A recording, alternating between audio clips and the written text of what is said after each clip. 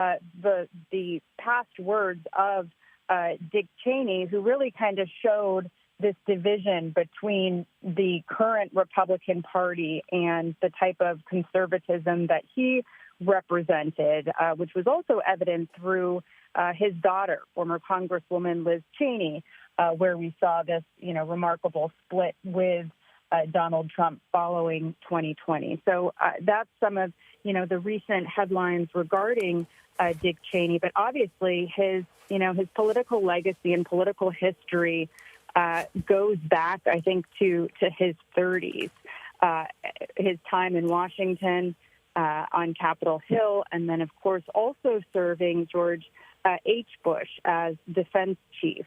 Just such a long, remarkable history in Washington, D.C., but also one that was described as very polarizing as well.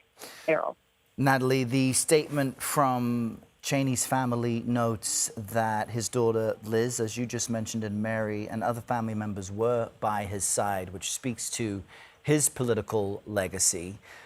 Cheney did, though, call current President Donald Trump a coward in the past. As you noted, there was quite a deep division between the neoconservatives that Cheney in some ways represented and MAGA Republicans who, under Donald Trump, have now really reshaped the party. Can you tell us more about how the current White House administration views the Cheney and his family?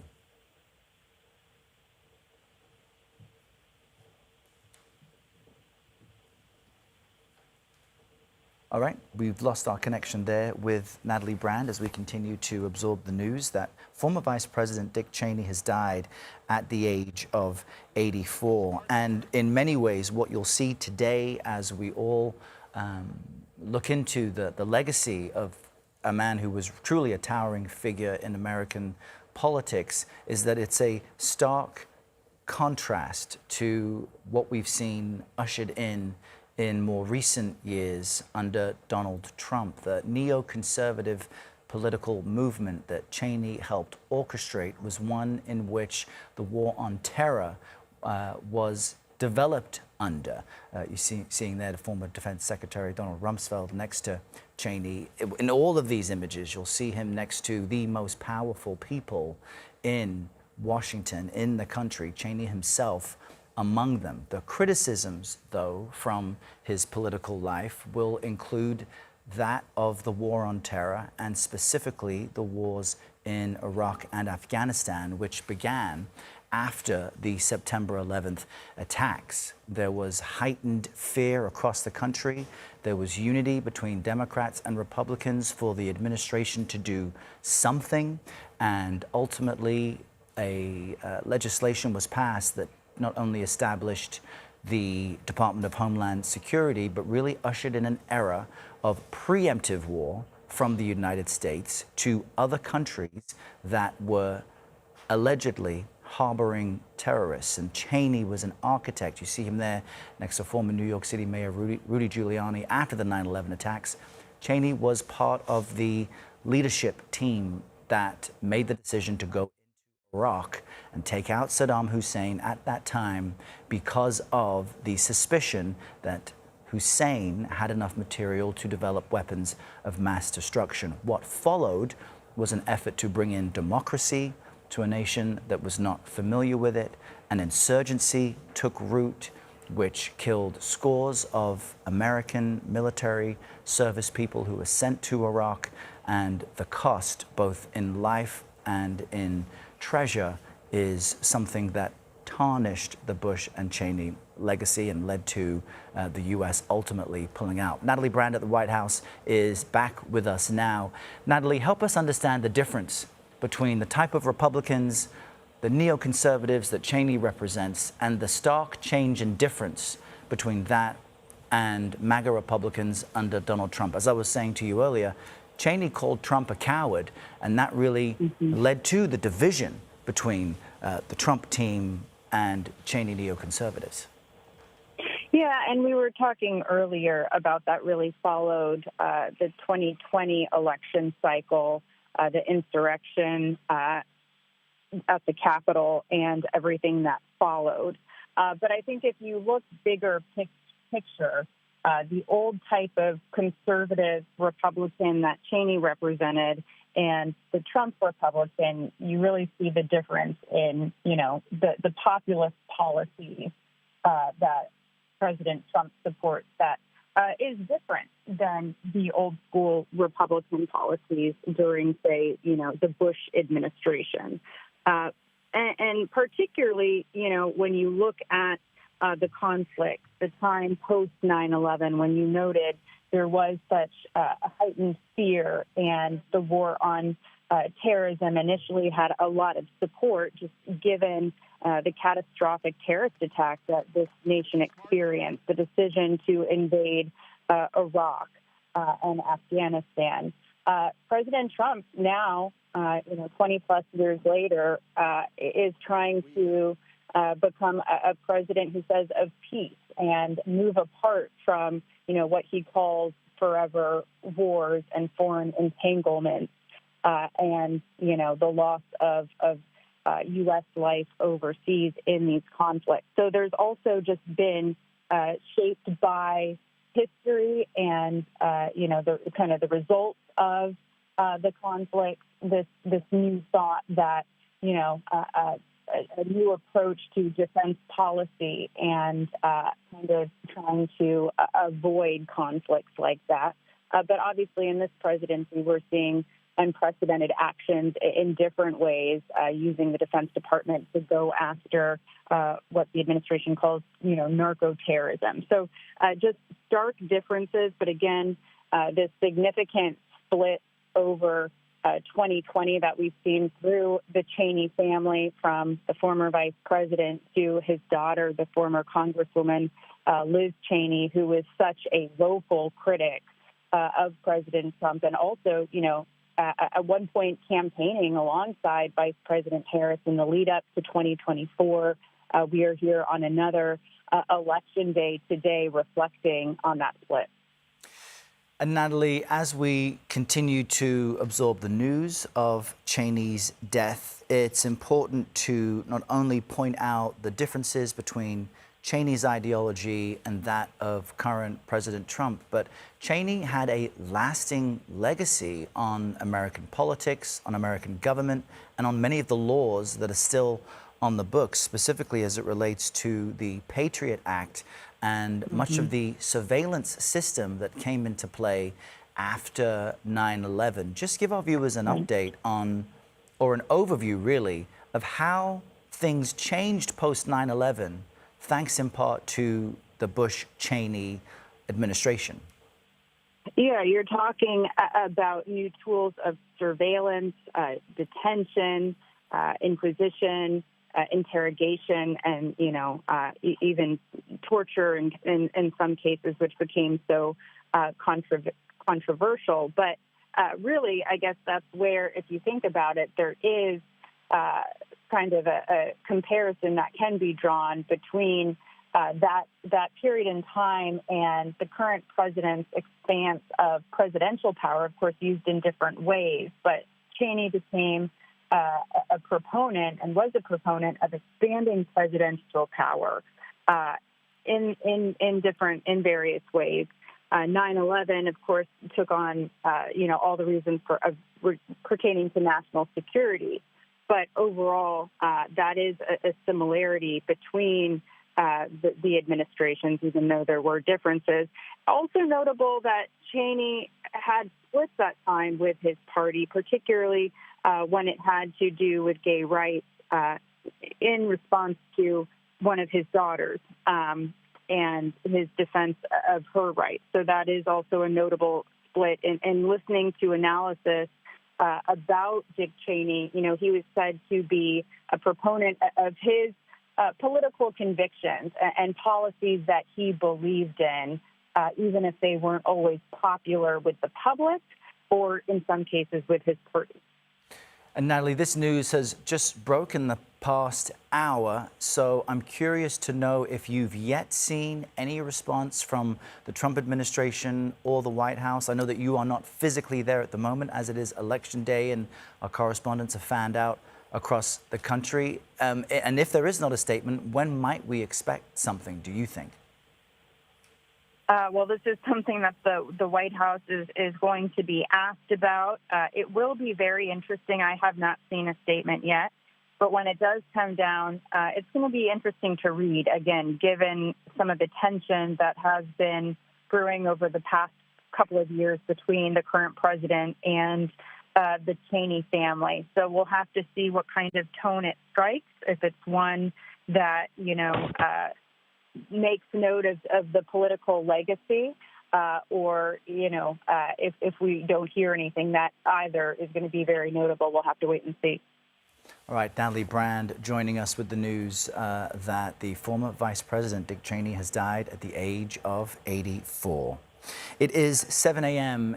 here on the East Coast in New York City. Good morning, everyone. I'm Errol Barnett, and we continue with our breaking news coverage of the death of former Vice President Dick Cheney. News breaking within the past hour that he has died at the age of 84. Now, we can show you a statement his family released a short time ago saying, quote, the former Vice President died due to complications of pneumonia and cardiac and vascular disease.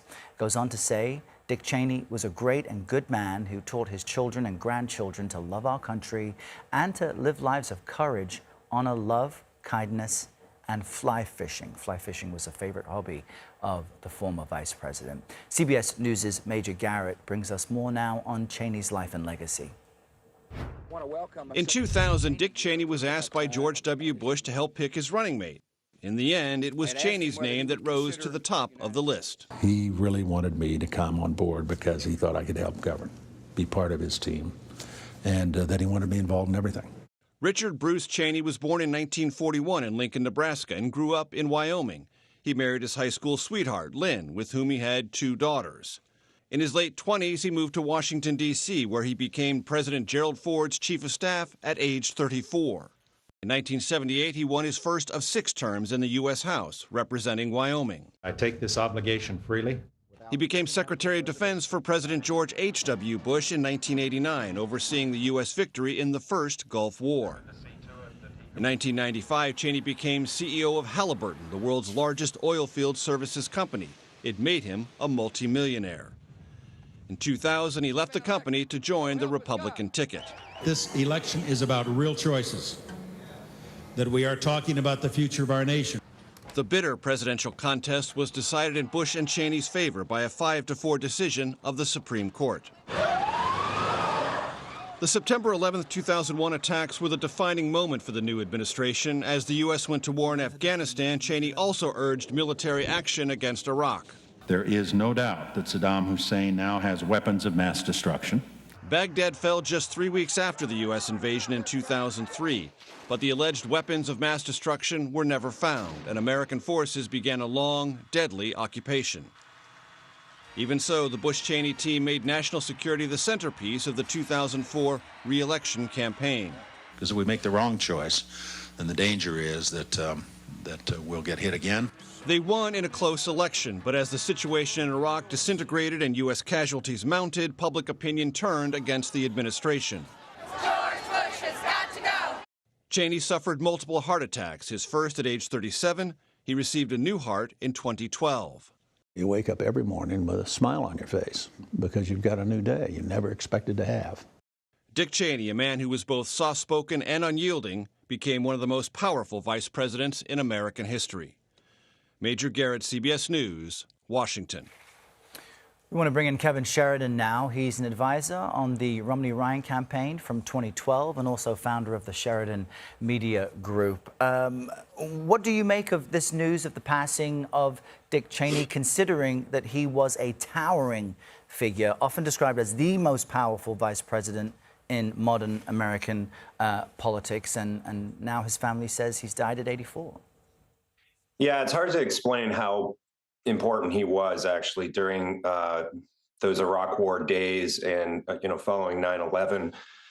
He was truly central to everything that America did to respond to 9/11. He's obviously received a lot of criticism since for it. And, he made a pivot in the end, away from the current Republican Party, but he was crucial to really everything that happened in those days.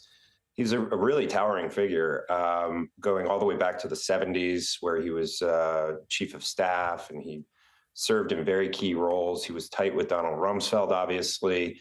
So an important historical figure, and a lot of history books will be written on him.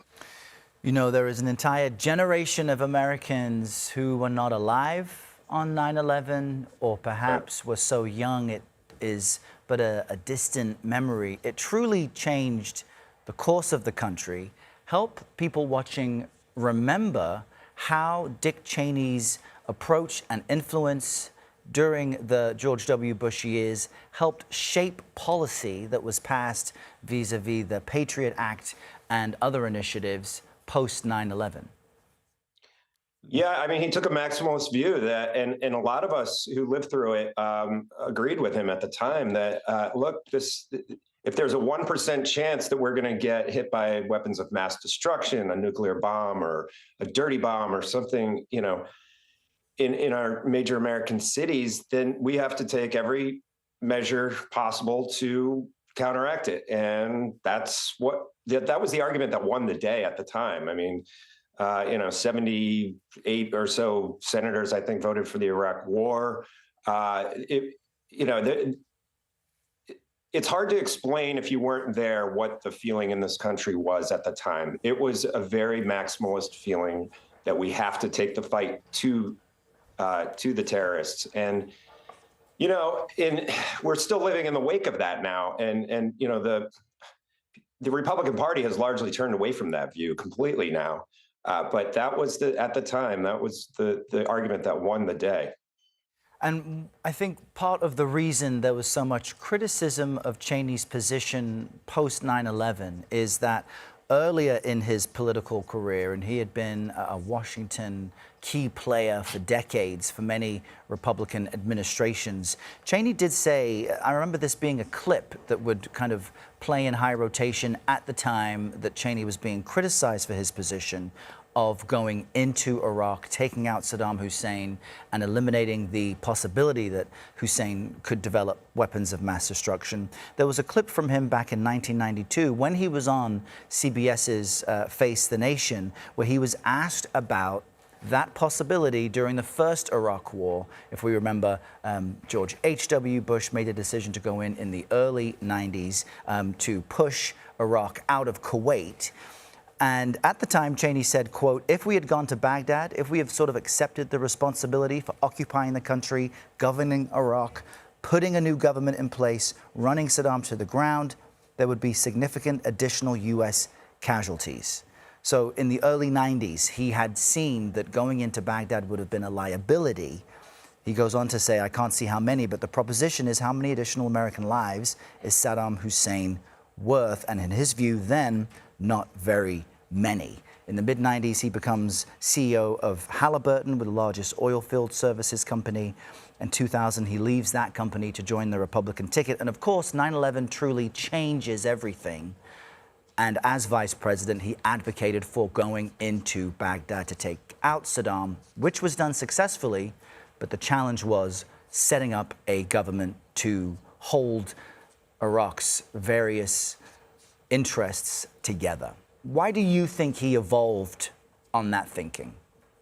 Because America constantly evolved on Iraq and Iran, and our entire Middle Eastern policy was a little schizophrenic. Actually, we were not partners with Saddam Hussein, but we met with him, and we had we were tacitly enjoying the fight between them and Iran at the time. So it was very bizarre. I mean, it's a complicated history, the 80s and into the 90s, when he finally, Saddam Hussein then got aggressive and went into Kuwait, and then we kicked him out of Kuwait. And that was, we shook off the Vietnam era feelings. And it provided, the 90s that felt good. We finally won a war, but it wasn't resolved. And so that hung over everyone's head for another 10 years. And then 9/11 happens and we go back in. So Like, he's a reflection, I think, a lot of where the country was. The country has evolved right along with him, and whether he was the leading edge of it or whether he was reflecting it, the historians will have to tell us that, but or try to explain that. But yeah, we were all there, those of us who lived through it, and yeah, he was always a voice in it, though. Kevin Sheridan, we appreciate your insight. Some really interesting points there as we digest the news that former Vice President Dick Cheney has died at the age of 84. We now want to bring in our CBS News political contributors, Terry Sullivan, who has consulted for Republicans, and Joel Payne, who is a strategist for Democrats. Welcome to you both. On this point of a Cheney evolution throughout his political career, how are you both digesting this news? Terry, I'll start with you. Yeah. On the legacy Cheney leaves. Sure. I think it's first it's a sad day. He was a leader throughout many generations within the Republican Party, within America. I also think, though, that I think he's one of the most consistent elected officials in modern time. No one questioned where Dick Cheney ever stood on any issue.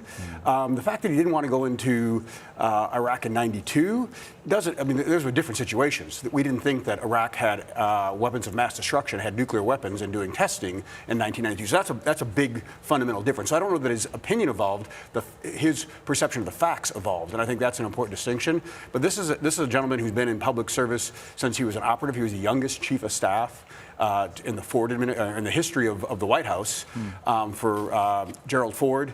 Prior to that, he was actually he was actually the assistant in the Nixon administration to Donald Rumsfeld. So he has a long legacy. He was a political operative and a government official long before he was an elected official. And Joel, how are you reacting to this? What does it mean perhaps for Democrats? Yeah, well, look, condolences obviously to the Cheney family. I'm sure they're feeling this loss personally. The political legacy, I think, Terry and Kevin have, outlined some interesting points. I guess first, just thinking about all of the different roles that he played and the kind of ubiquitous nature that he served in Republican politics, almost feels like a Forrest Gump-like quality to always be there, to be kind of in the midst, particularly on the Republican side, but that kind of translated to being, very ubiquitous in national politics, whether it was in the midst of Gerald Ford's presidency as his chief of staff, Secretary of Defense in the 80s, talking about proximity to the first Iraq War, obviously George Bush's vice president. And then actually, if you go to his post-vice presidency, I think that's a very interesting story as well.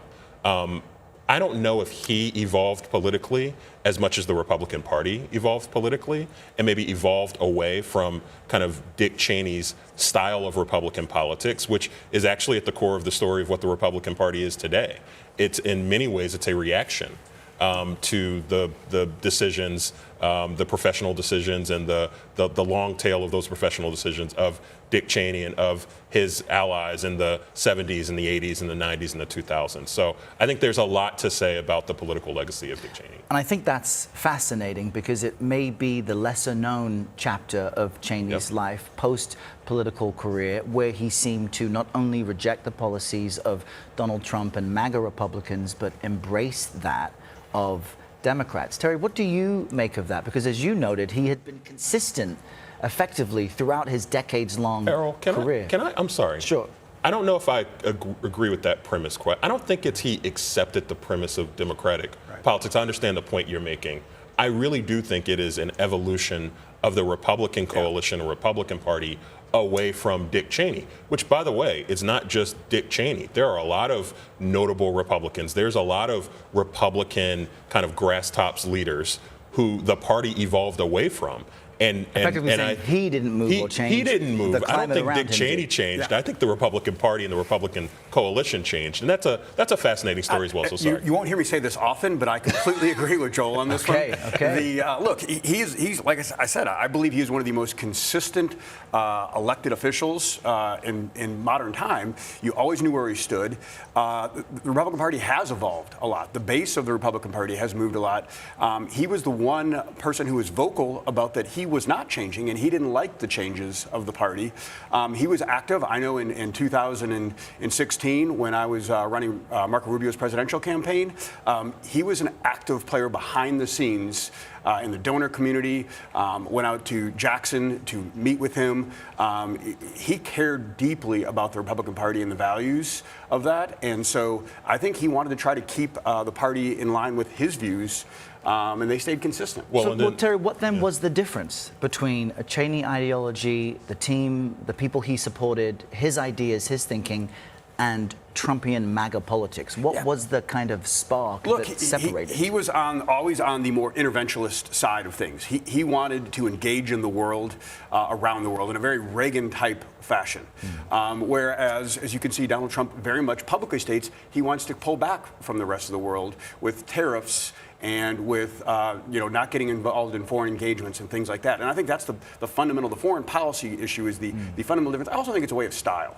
Dick Cheney is a very understated individual, man of few words. No one has ever accused Donald Trump, for better or worse, of being a man of few words. And I think that's stylistically, they're extremely different people. One's a New York businessman, and one was a guy from Wyoming. Pretty, and a behind-the-scenes operator. So I think that's stylistically as well as policy-wise, they were two very different individuals. Joel, you were going to jump in on that. Yeah, sorry, Earl, didn't mean to. But just one other thing. Dick Cheney's children, particularly his daughter Liz, I think becomes a part of the Cheney legacy in his post-vice presidency as well. Liz Cheney, one of the most notable, outspoken critics of Donald Trump, and that in a way that kind of became a part of the Cheney family political legacy as well, talking again about this evolution of the Republican Party and the evolution of Dick Cheney and Dick Cheney-style Republican politics. His daughter, which in any other universe might have been the benefactor of the Cheney family legacy, maybe would have been a future U.S. president or U.S. vice president or a very notable leading Republican, is on the outs of the Republican Party because of the outspoken stand that she took against Donald Trump. And I absolutely think that at the core of the tension that created was Dick Cheney and his legacy as well. Because so much of the Trump era is a critique of George Bush, Dick Cheney, George Bush Sr., a different era of politics. So I also think the lineage of Dick Cheney becomes a very interesting part of the Cheney legacy as well. And it's also fascinating because Cheney himself was never regarded as a warm individual. He was not the person out in front of the cameras selling the policy. George W. Bush, certainly, part of the argument during his campaign is he was the guy you wanted to have a beer with. Cheney, not necessarily. So what was the skill set that Cheney had that in some ways we're now seeing the book close on, because this is an era of American political life that seems to be over, especially with the passing of Cheney. So what was the quality? I guess that was my point. He's much more of a political operator than a politician. And he cared more about policy than he did about winning an argument. He was much more concerned about being right and driving his policy initiatives behind the scenes. And he was always viewed as a very strong vice president in a role when most people say the vice president has one job and it's to check on the well-being of the president every morning. Dick Cheney took that to the next level and decided that he was going to be very aggressive and active. Again, he was White House Chief of Staff, Defense Secretary. He was probably, in a behind-the-scenes way, the most experienced person to ever become vice president we've had without holding office. It's a different style of the vice presidency, right? I mean, think about what the vice presidency is today. It's kind of the landing ground for like the next generation, the president's successor in many ways. Dick Cheney was more of a chief of staff. Right. He was more of an operator, someone who George Bush considered as a lead foreign policy advisor. Dick Cheney never was considered to be someone who would obviously be, the next Republican president. He was so much of an inside figure and an internal player, and that served a really valuable role to George Bush, who, let's not forget, was not the most experienced president stepping into the presidency. Oh, absolutely. And to that point, they picked Dick Cheney back then in 2000 or in the 98 when they picked him to be VP because of his gravitas, because they felt that George Bush wasn't necessarily the most experienced person, came across as a little too gee shucks, and they wanted someone with real foreign policy experience, someone with gravitas, and that's why they brought Dick Cheney in for that specific reason. Yeah, I think it didn't hurt. Dick Cheney, I think, was in charge of finding the VP for then George W. Bush's campaign. But certainly a fascinating conversation with you both as we digest the news of Dick Cheney's death, his family says, due to pneumonia and cardiac and vascular disease. Terry Sullivan, Joel Payne, appreciate you being here today. Thank you for your time. Thank you. We now want to jump to Ramy Inocencio with a look at the international reaction to the death of Dick Cheney. Ramy is at our London bureau. And Ramy, as we've been discussing, Dick Cheney internationally is seen as the figure behind the Iraq War and the interventionist policies of the U.S. post 9/11. Considering that, what is some of the larger reaction you're seeing? Sure. Well, we are, in fact, waiting for international reaction to trickle out. But no doubt there will be across the Middle East and around the world, because Vice President Dick Cheney had so much of an impact, so much of an international footprint during his time in office.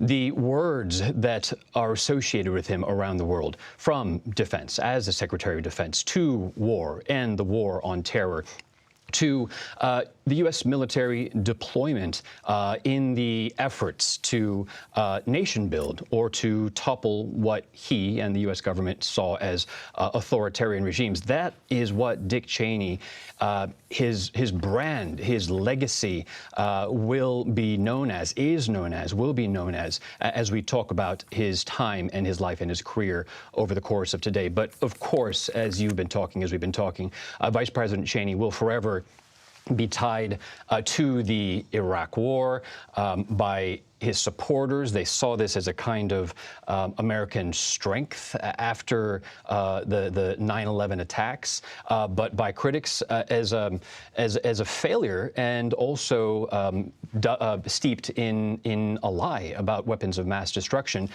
He wanted to push the doctrine of preemptive action, toppling Saddam Hussein, talking about those weapons of mass destruction. Of course, we know that that was never found, and so that is a legacy that will continue to follow Dick Cheney for history. In addition, we have to talk about Afghanistan, because after 9/11, Vice President Cheney saw that as the next stage, as the next chapter, the next country to look to try to topple the Taliban, and then to dismantle basically the home of Al-Qaeda. Looking ahead, 20 years later, we now know that the Taliban, while they were pushed out mostly, we know that they have now basically come back into power. So that also calls into question the attempts from Vice President Cheney during his time in office to exert U.S. military power overseas. So looking to the Middle East, obviously a very, very strong imprint that has a lasting effect more than 20 years, 30 years later, since he was in office. That's right, and we know that he was a critic of Vladimir Putin and Russia's democratic backsliding, and certainly his opinions shaped U.S. policy. Ramy Inocencio will continue to check in with you and get more reaction to this news throughout the day. Thank you very much. Again, former Vice President Dick Cheney has died at the age of 84. His family says because of pneumonia and cardiac and vascular disease. He was surrounded by his relatives at the time of his passing, and we will have much more on reaction to this from the current administration, from around the country and around the world later this hour here on CBS News 24/7. So stay close for that. But the other big story we're following for you is that it is election day for millions of Americans. Today's contests mark the first test of the Trump administration at the polls and really could shape the next steps for the Democratic Party. In California, voters will choose whether to back a new map created by Democrats that challenges the Republican push to redraw congressional lines in Texas. New York City's three-person mayoral race has attracted national attention because of the leading candidate's socialist policies. And then you're also seeing on this map Virginia and New Jersey being highlighted, voters there choosing their next governors. The economy has been a top issue for many, by far. A CBS News poll shows 74% of Americans believe the current financial system favors the wealthy, but 37% aren't sure which